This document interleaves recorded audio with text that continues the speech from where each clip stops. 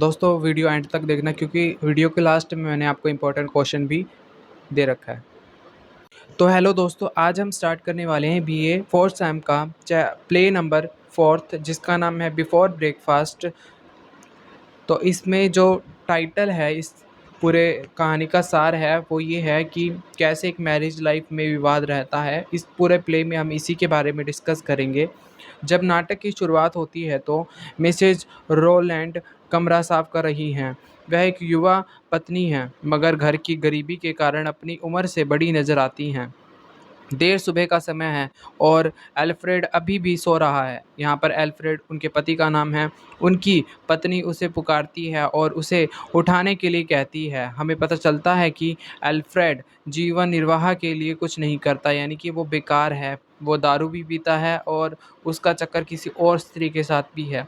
वह एक कवि है, यानी कि वो लिखता है, और वह लिखता इसलिए है कि वह कुछ पैसे अर्न कर सके, कमा सके, और उसे कविताएं लिखकर पैसा कमाने की आशा है। यानी कि उसने कमाए नहीं है, उसे आशा है, मगर वह सफल नहीं हुआ है।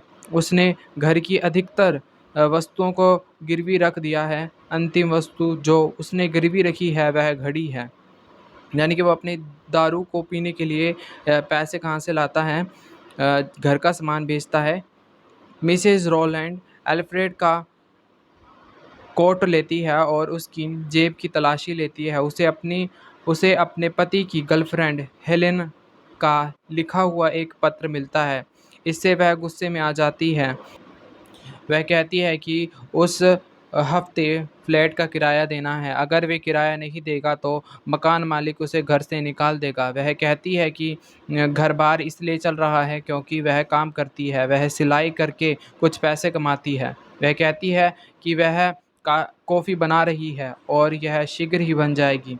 इस बीच अल्फ्रेड जाग जाता है। वह उसको देखता है और उसे कहता है कि वह शेव कर कर ले।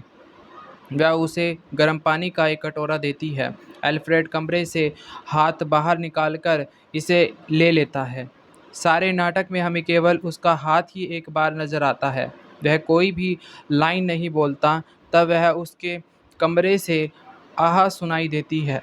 वह देखती है कि शेव करते हुए उसने अपना चेहरा काट लिया है।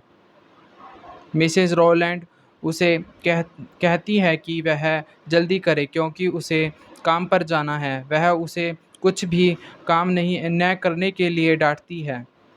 किसे डांटती है? अपने पति को। वह एक अमीर परिवार से संबंध रखता है, यानी कि वो लड़का अमीर परिवार से संबंध रखता है, अ, मगर उसने रहकर बेकार रहकर और सुस्त होकर उस परिवार का नाम बदनाम कर दिया है। इसके विपरीत, इसके उलट मिसेज रोलैंड का पिता केवल एक करियाना दुकानदार था, मगर मेहनती था। फिर वह उसे कहती है कि वह उसकी गर्लफ्रेंड हेलेन के बारे में जानती है।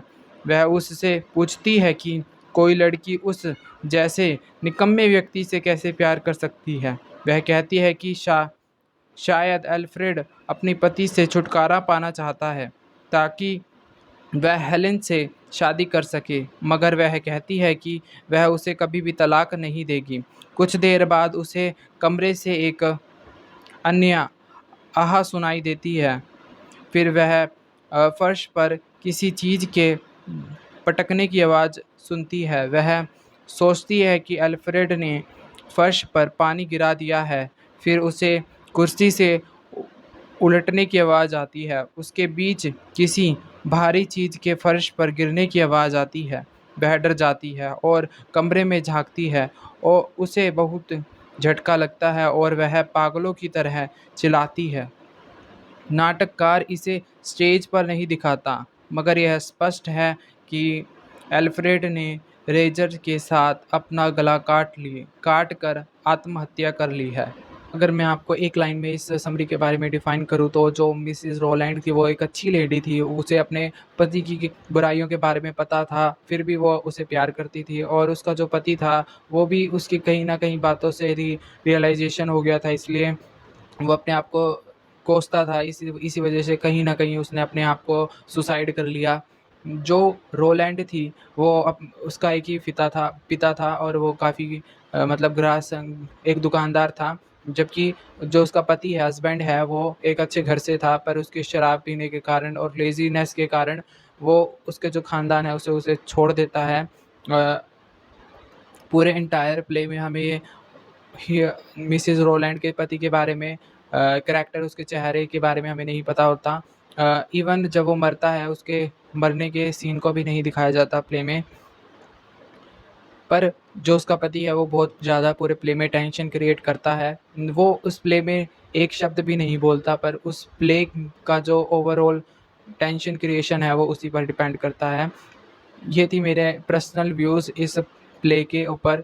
मैं यानी कि मेरी जितनी अंडरस्टैंडिंग थी कि भई मैं इस प्ले को कितना समझ पाया हूँ, वो उसके साथ मैं आपको शेयर कर रहा हूँ।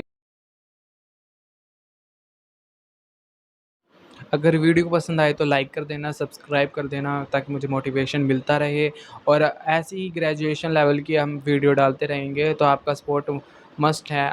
लाइक एंड सब्सक्राइब करना, अपने दोस्तों को शेयर करना ताकि उनकी भी हेल्प हो सके। Take care, bye.